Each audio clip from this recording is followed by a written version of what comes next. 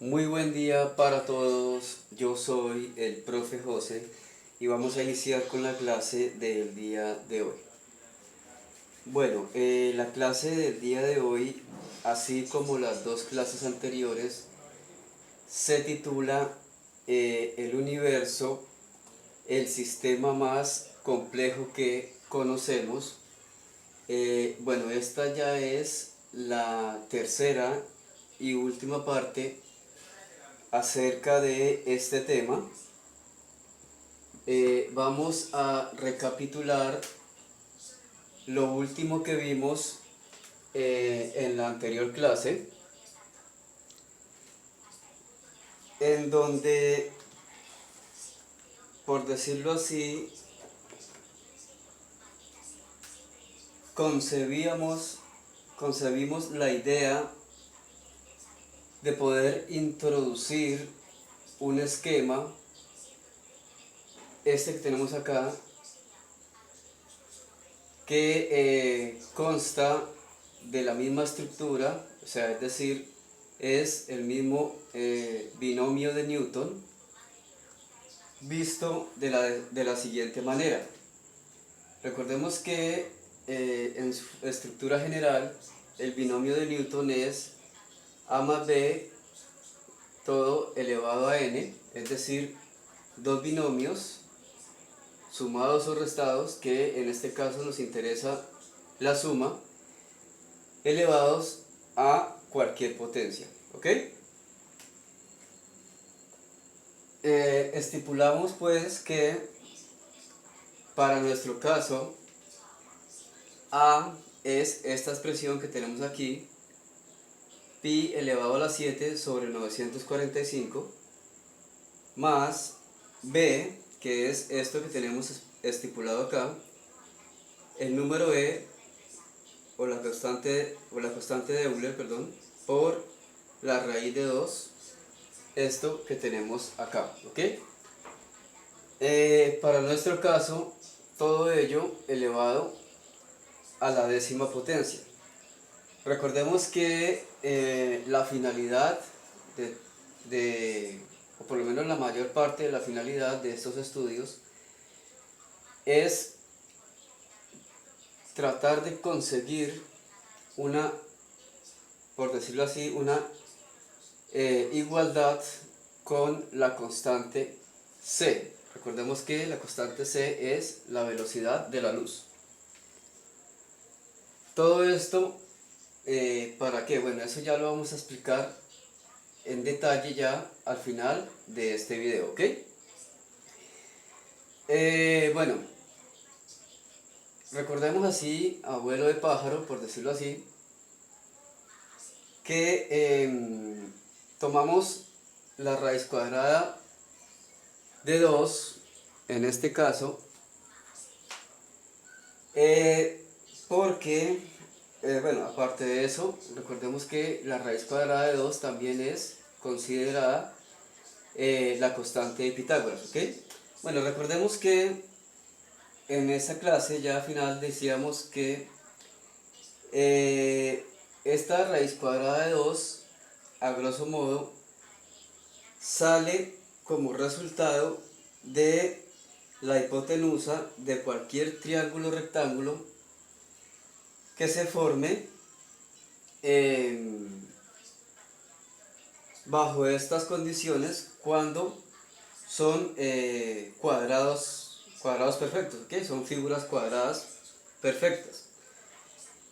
La relación aquí más acorde es porque recordemos que la hipotenusa, esta linecita que tenemos acá, que parte literalmente el cuadrado en dos partes iguales, que forman dos triángulos rectángulos, recordemos, este ángulo es de 45 grados. Recordemos que al ser un ángulo de 45 grados es muy importante tanto para geometría analítica o, bueno, en general, como para procedimientos físicos, de acuerdo también al siguiente análisis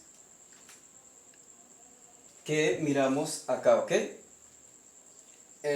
Recordemos que vimos que el número 73 dividido entre ese 45 nos da una aproximación muy, digámoslo así, fina con respecto al número áureo o al número de oro.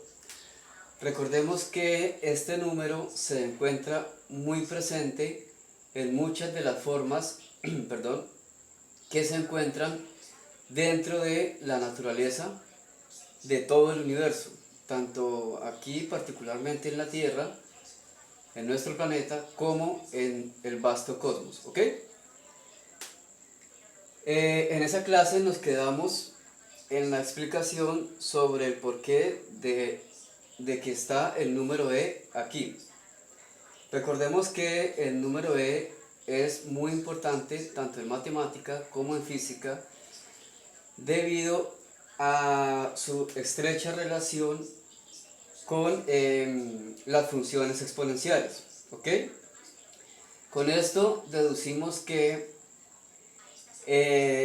con todo este análisis que llevamos a través de todas estas clases, acordémonos que desde la partícula más pequeña, como lo predice la teoría de cuerdas, que son las cuerdas, van a presentar ese estado de vibración, ¿sí? De ondulación, pero aquí lo concluyente es más ese crecimiento exponencial que tiene ese estado a través de la evolución del mismo universo, porque recordemos que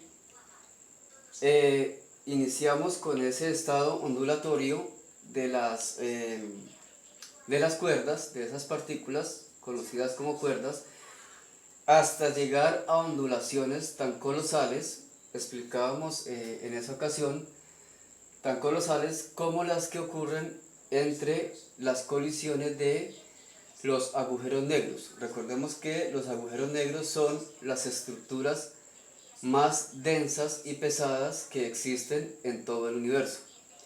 Recordemos que al colisionarse esos dos sistemas, esas dos estructuras, van a producir lo que se le conocen como ondas gravitacionales, ¿ok?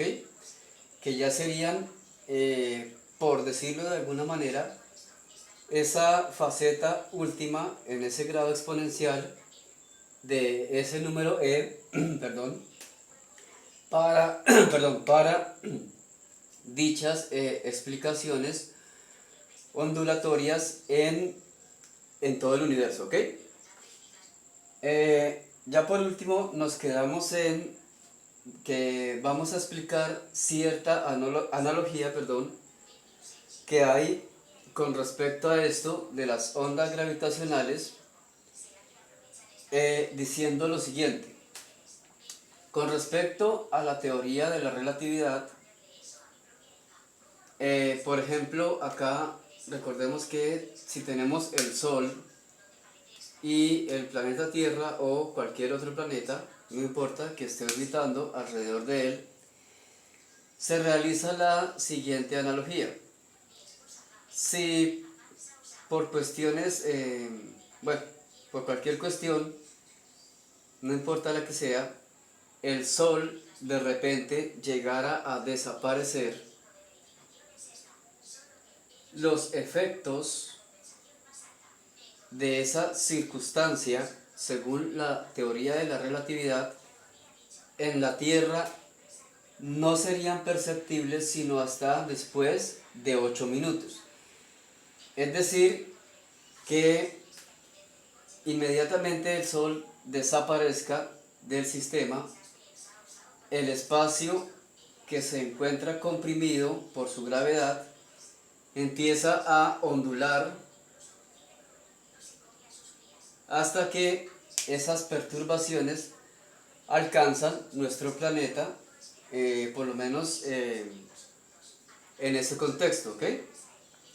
Es decir que, en conclusión, percibiríamos o notaríamos esa ausencia del sol en 8 minutos después de haber ocurrido el fenómeno, ¿ok? Porque aparentemente, según la relatividad, las ondas gravitacionales generadas allí viajarían a velocidad de la luz. Lógicamente sabemos que la luz del sol emitida hacia la Tierra tarda aproximadamente 8 minutos en llegarnos a nuestro planeta, ¿ok? Bueno, con respecto a esto, si comparamos esta analogía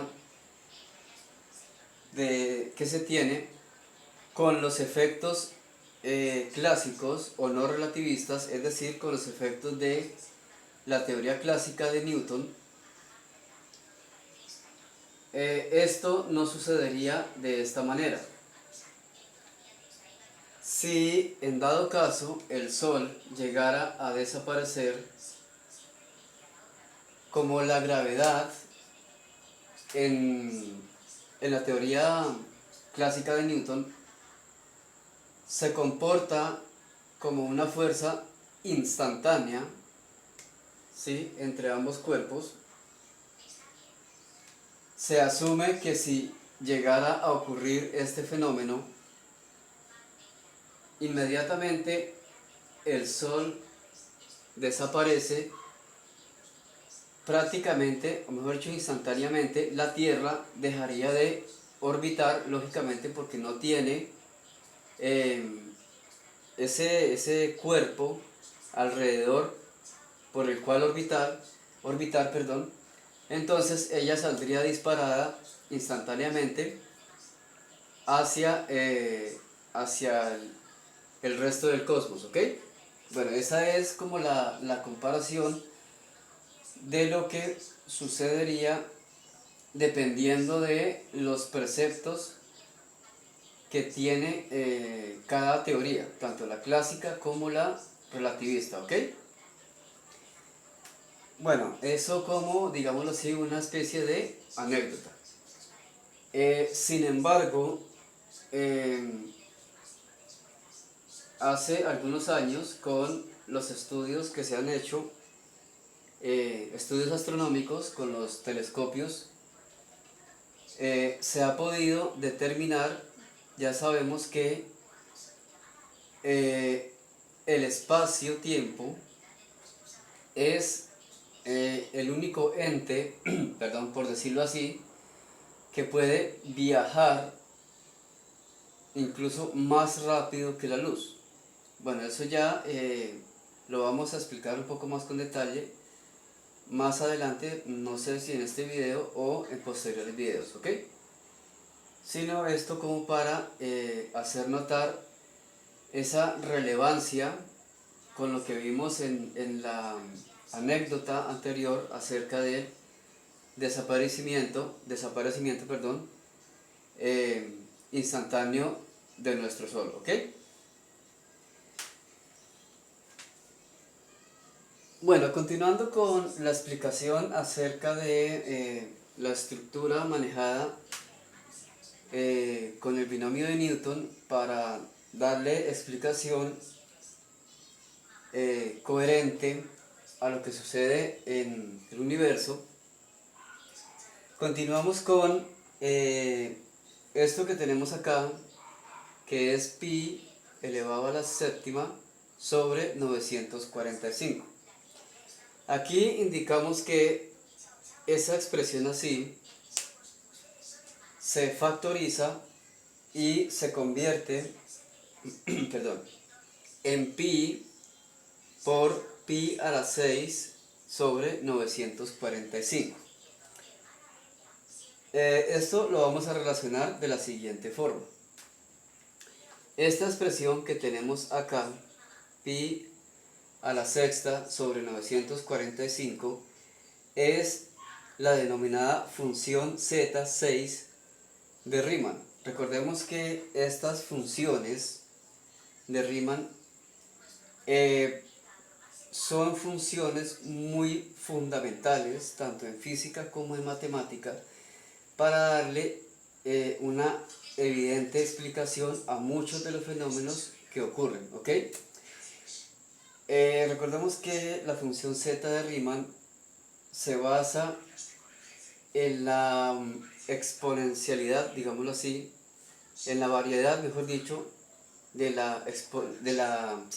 exponente que tengamos acá, pero en particular nos interesa para el caso este pi elevado a la 6 porque en realidad nos fundamenta más que todo el hecho de que, y eso está avalado por la física de partículas previamente dicha, el hecho de que si detallamos aquella tablita donde se muestra el orden y la estructura de las partículas subatómicas más sencillas, ¿sí? Recordemos que están los quarks, los leptones y los bosones, ¿sí? Dentro de esas partículas encontramos los quarks, los leptones y los bosones. Aquí el hecho es que dentro de esa familia, digámoslo así, de partículas, encontramos un patrón muy importante, el cual es que hay 6 quarks, 6 tipos de leptones y 6 tipos de bosones, o por lo menos previamente confirmados, ¿ok? Bueno, esto da pie a que nosotros podamos analizar esto lógicamente, perdón, de una manera evidentemente estructural, así como siempre se ha hecho, no de una manera eh, porque sí, porque se nos da bueno, ya saben qué es lo que se nos da, sino porque todo esto lleva sus requerimientos a través de las posteriores observaciones, ¿ok? Entonces, esta estructura así, la función z6 de Riemann, ya consecuentemente más adelante es la que nos va a ayudar a deducir el comportamiento perdón, más estrecho del propio espacio-tiempo con la estructura misma de cada una de estas partículas, ¿ok? Recordemos que son partículas fundamentales, no tienen ninguna otra división, es lo más fundamental, por lo menos que se ha podido llegar hasta la fecha a observar, ¿ok? Bien, y pues ya lo que no tiene presentación, o más presentación por lo menos, nuestro amado número pi, nuestro querido número pi, que para nuestra versión de la teoría es excepcional, ya que recordemos que el número pi es una constante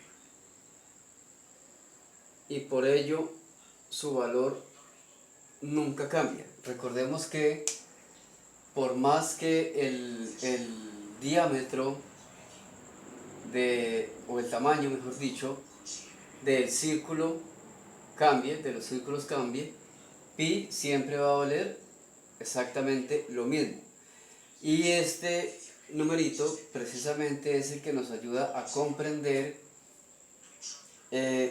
esa evolución que tiene el universo a través del espacio-tiempo, que ya vamos a hablar un poco más de esto, para su expansión, para lo que se ha venido observando sobre la expansión. Eso es muy relevante, este numerito, esta constante, perdón, es muy relevante para dicho análisis, dicha explicación, ¿ok? Bueno, ya terminando con esta partecita sobre la utilidad del binomio de Newton en esta moderna teoría,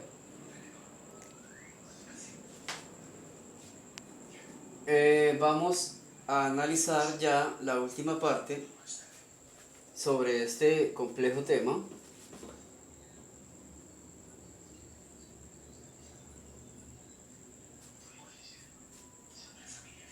Recordando algo que vimos la clase anterior también, que fue, vamos a mirar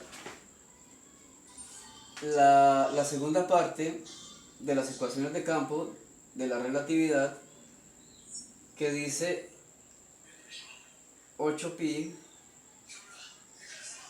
sobre c cuarta por el tensor energía-momento. ¿Ok?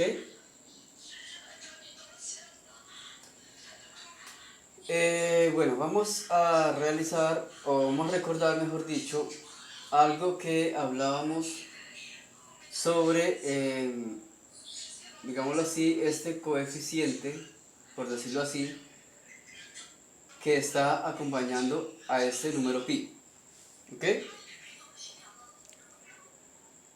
Recordemos que en esa clase, este 8, este factor 8, lo tomamos como 8.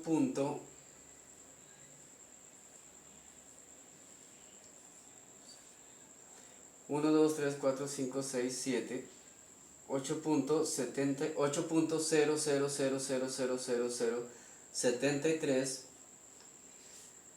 Recordemos que esto es a causa de los efectos de las llamadas transformaciones de Lorentz. Recordemos que dichas transformaciones son las causales de que tanto el espacio como el tiempo tengan variabilidad dependiendo de el objeto que se encuentre en movimiento, ¿ok? Recordemos que entonces, bajo estas circunstancias, el espacio y el tiempo es propio para cada objeto, para cada sistema en movimiento, ¿ok?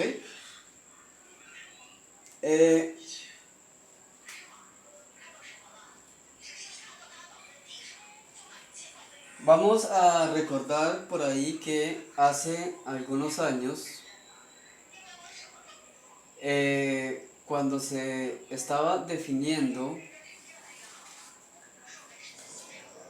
lo que es el metro, por ahí me parece, si mal no recuerdo, en los años 60, se definió el metro como 1.650 76 373 por 10 a la 6. Este número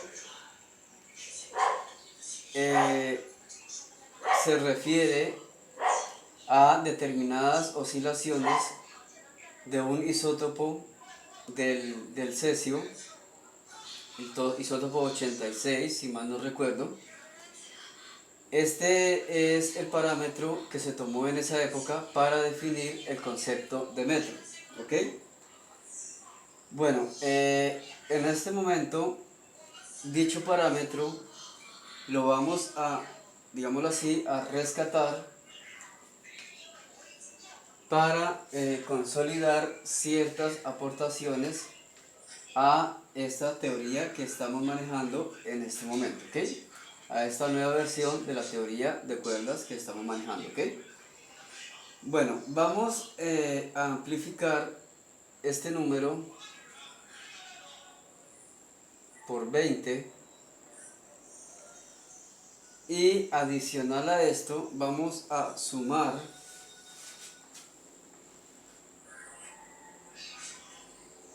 4.458.782.31.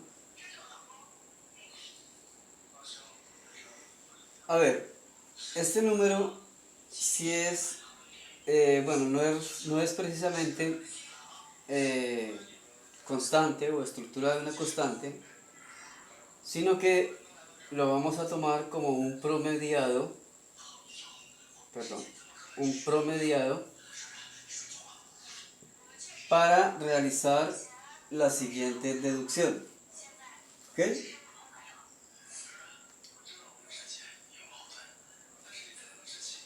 Vamos a tomar dos conceptos, que es la constante de Van der Pau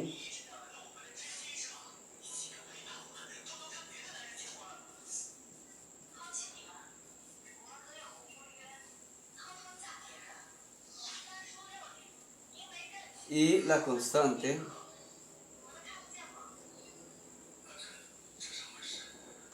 de Hartree.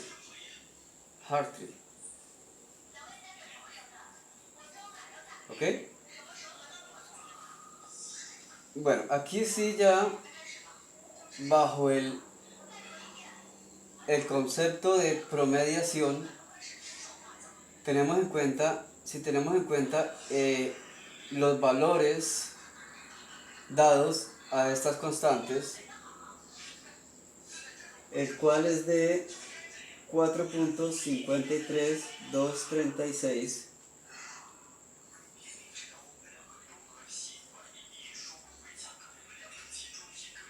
y de ahí para allá una infinidad de decimales más, y 4.3598,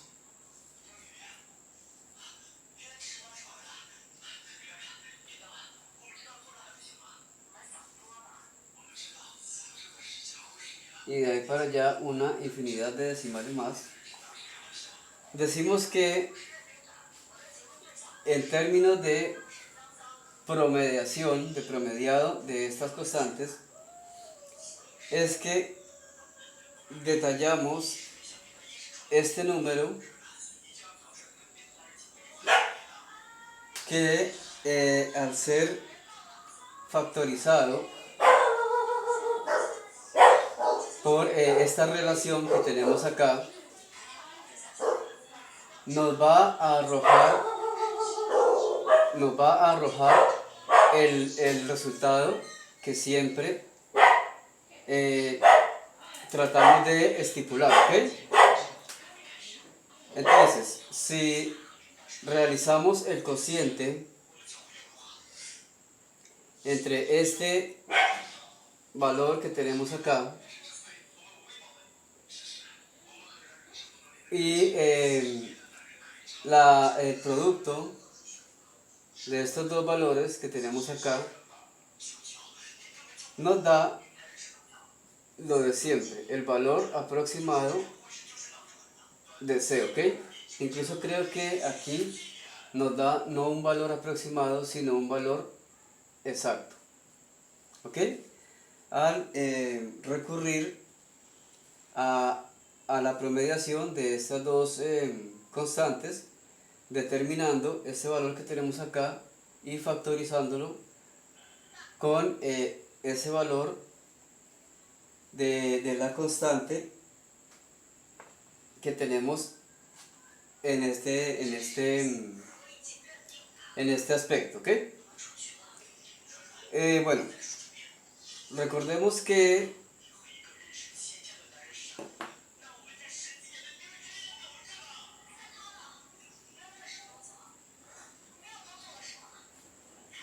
vamos a mirar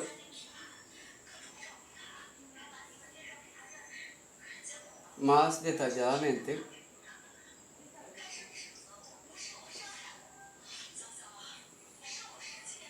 lo siguiente. La constante de Van der Pau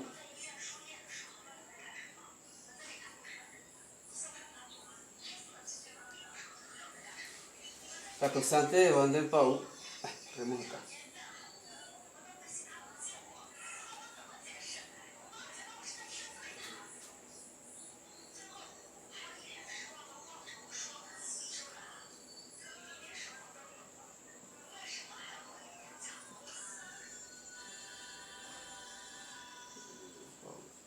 Y por este lado tenemos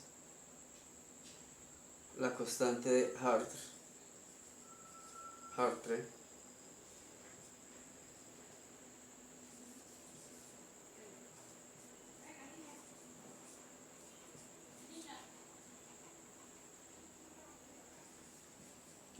Bueno, vamos a hablar un poquito sobre en qué inciden estas constantes. A pesar de que son constantes matemáticas, tienen más influencia en la física que en la propia matemática. Porque aquí se determina la resistividad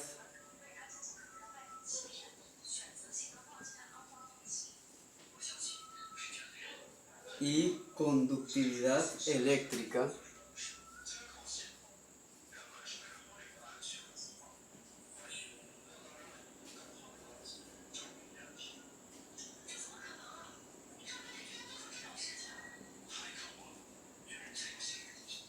de cualquier material bajo qué circunstancias. Debe de producirse, digámoslo así, una lámina lo más delgada posible de determinado material para que se vea como, mejor dicho, se estipule como una estructura bidimensional. Por eso hay que,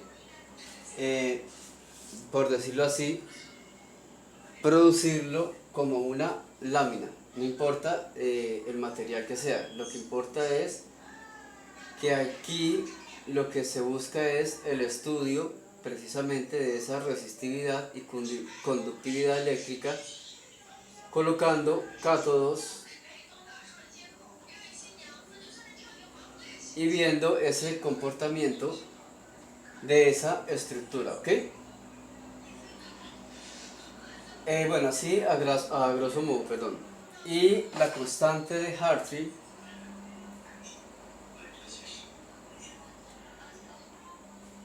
ya es una unidad de energía atómica.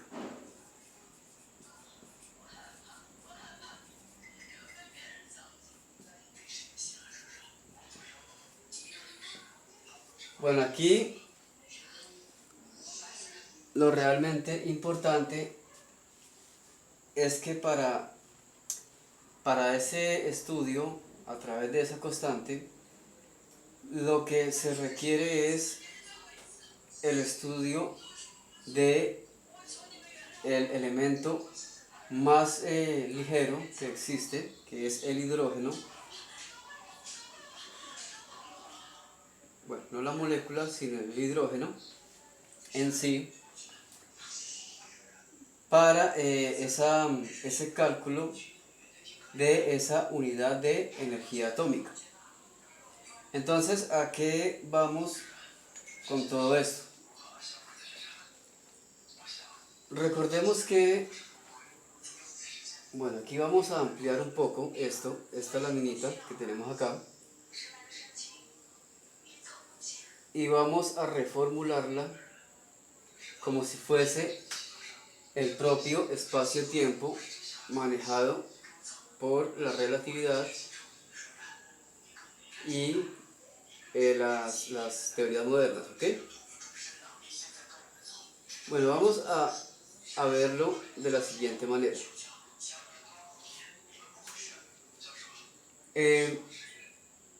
Recordemos que la materia en sí se encuentra en 4 estados fundamentales. Bueno, acá en la Tierra son 3, líquido, sólido y gaseoso.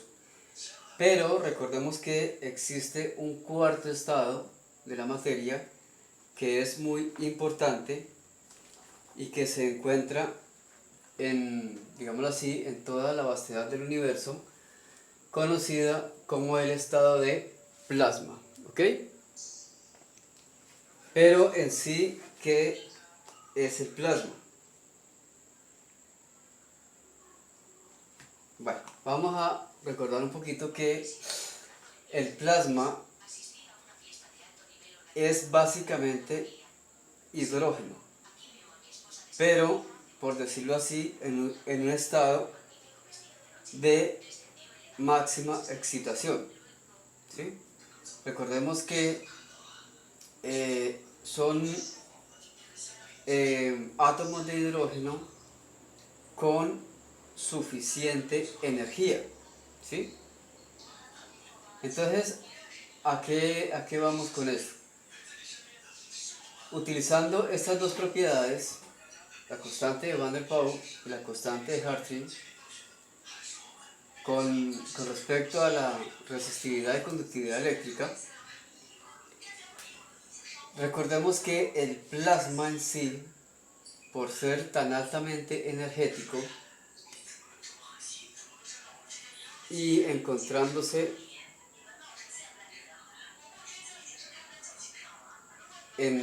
desplegado en todo el universo,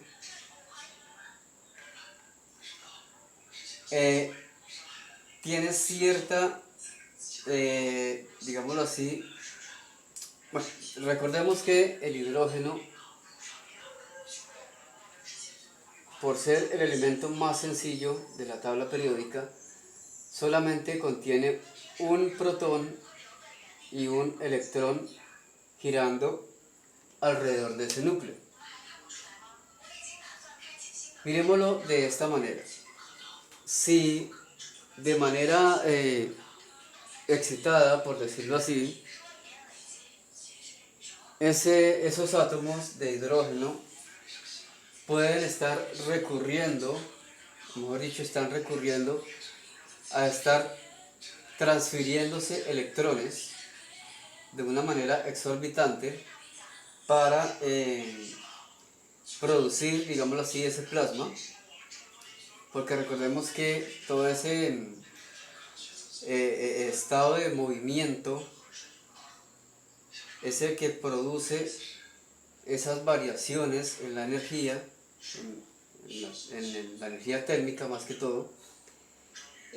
Recordemos que la luz, se dice que la luz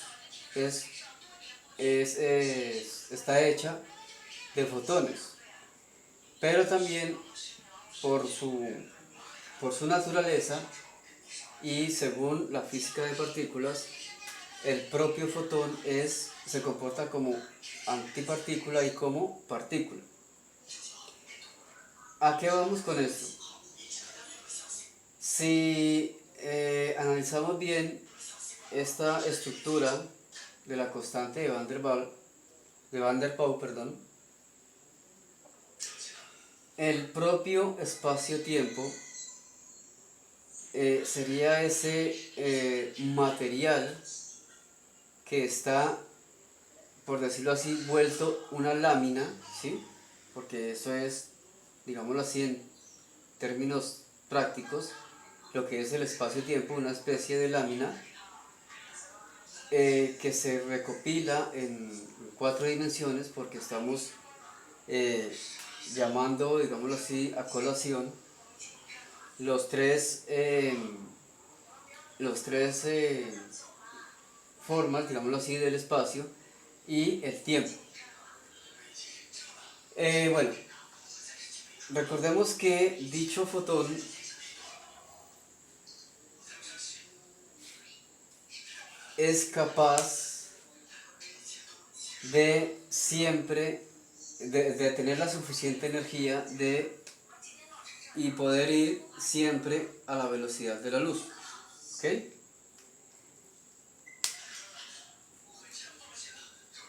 recordemos que el fotón es el bosón mediador de la fuerza electromagnética. Y si tenemos acá una buena observación, hay una muy buena fuente de esas fuerzas, de la fuerza electromagnética, debido a la excitación de los electrones libres que pueden hallarse mediante ese expendio, digámoslo así, de alta energía que forma ese plasma. ¿Ok?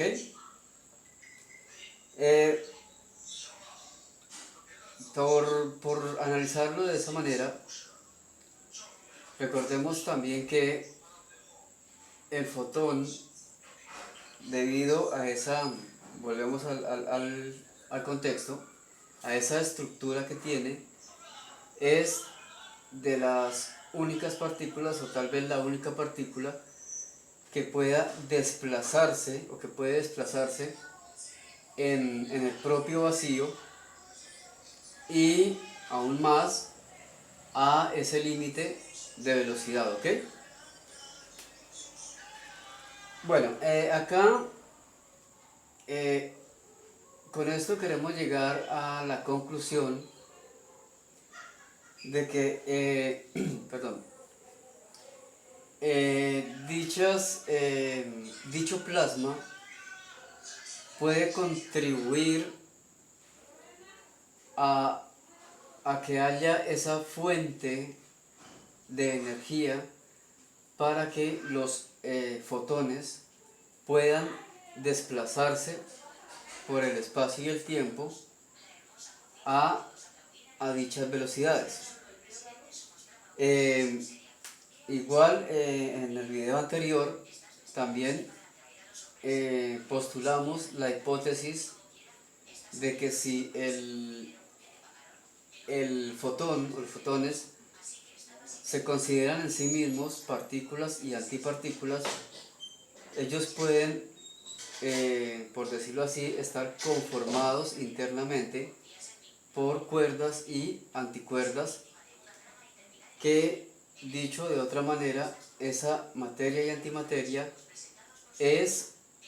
puede ser la que le dé ese impulso para seguir a esa velocidad, cuando en el universo, porque hay partes del universo, del espacio y el tiempo, que en donde no va a haber esa concentración de plasma, ¿sí? Porque recordemos que las concentraciones de plasma están muy, digámoslo así, ligeramente distribuidas, donde hay básicamente estrellas, que recordemos que las estrellas son básicamente ese plasma en forma concentrada, ¿ok?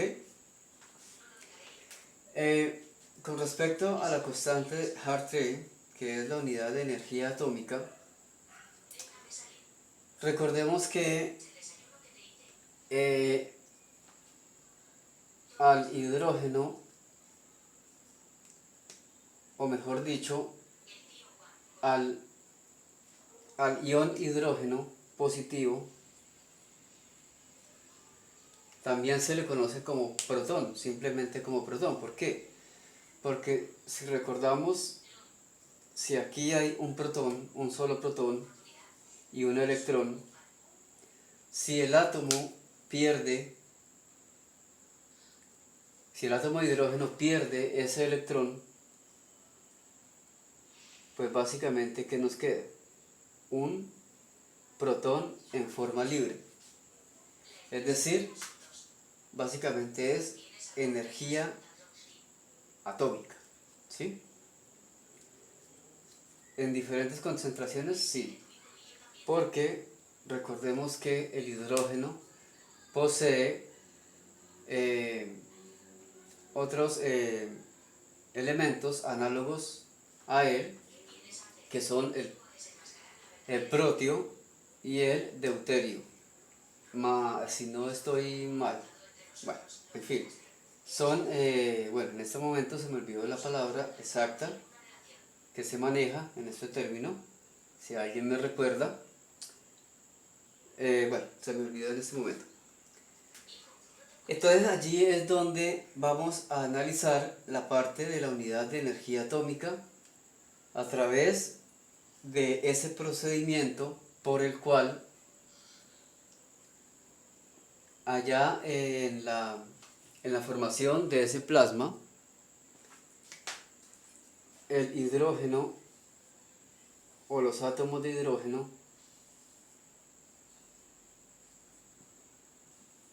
constantemente están liberando suficiente cantidad de energía porque el proceso, digámoslo así, eléctrico entre sus componentes electrónicos, perdón, entre sus electrones, es extremo para que se pueda mantener ese estado de plasma, ¿ok? De no ser así, de no poderse, digámoslo así, retomar esa presencia y requerimiento de esa energía atómica, no puede mantenerse, digámoslo así, estable ese estado de la materia. ¿Por qué? Porque ya habría concentraciones, por decirlo así, de este elemento, fusiones, combinaciones, y ya empiezan a producirse ya, digámoslo así, elementos más pesados, ¿ok? Ya elementos que ya pueden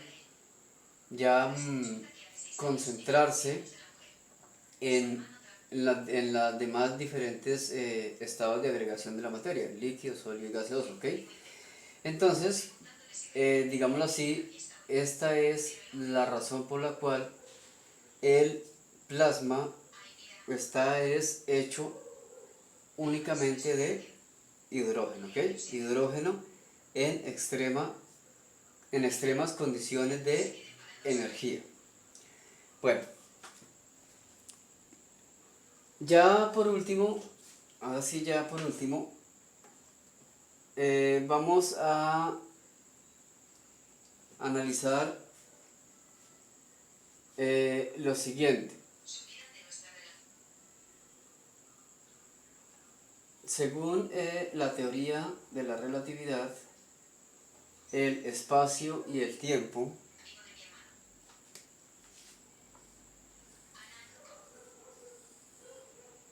son básicamente lo mismo.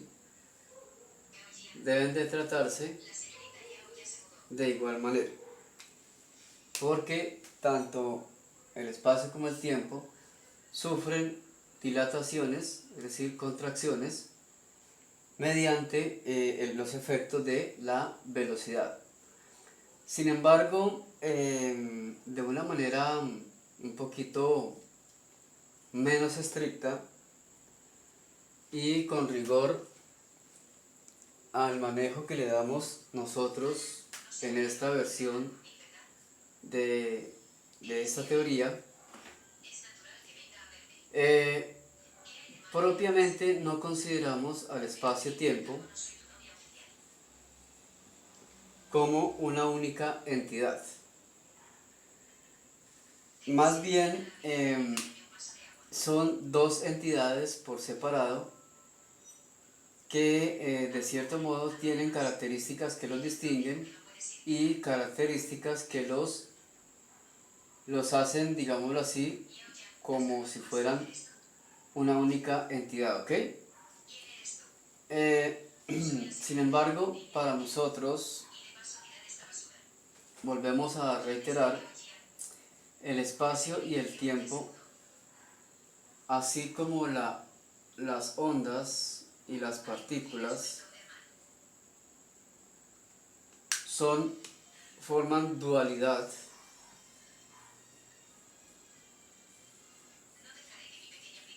También el espacio y el tiempo para nosotros no son una entidad única o la misma entidad, mejor dicho, sino son una dualidad.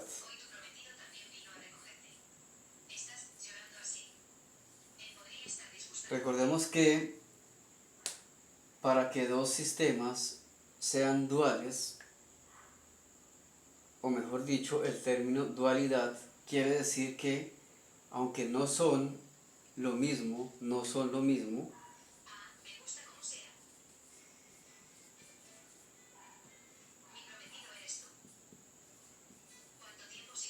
básicamente un sistema no funciona sin la presencia del otro, ¿ok?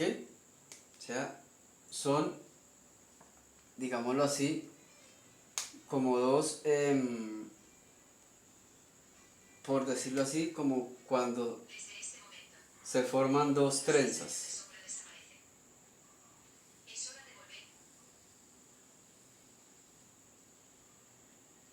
De pronto lo vemos un poco más de esta manera que de esta, ¿ok? Son,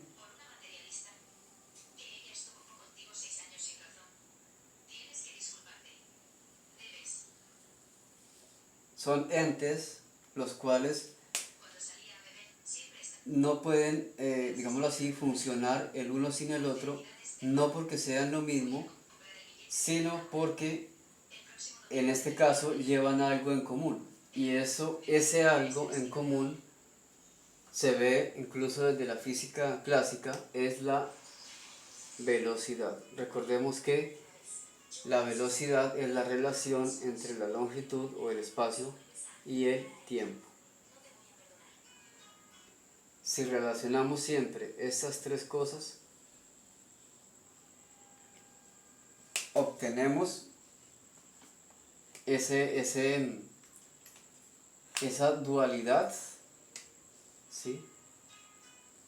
Pero no tanto como para manejarla como si fueran lo mismo, ¿ok? Que tienen de pronto, digámoslo así, entre comillas, en su estructura, algo que los identifica, pero también hay cosas que los diferencian, ¿ok?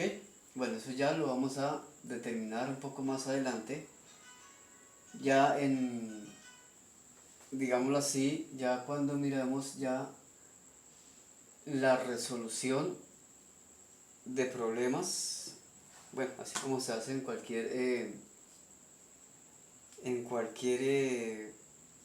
idea, en cualquier teoría que se tenga con respecto a estos temas, ¿verdad? Bueno amigos, pues esto ha sido todo por la clase de hoy y por los videos concernientes a este tema. Muchas gracias.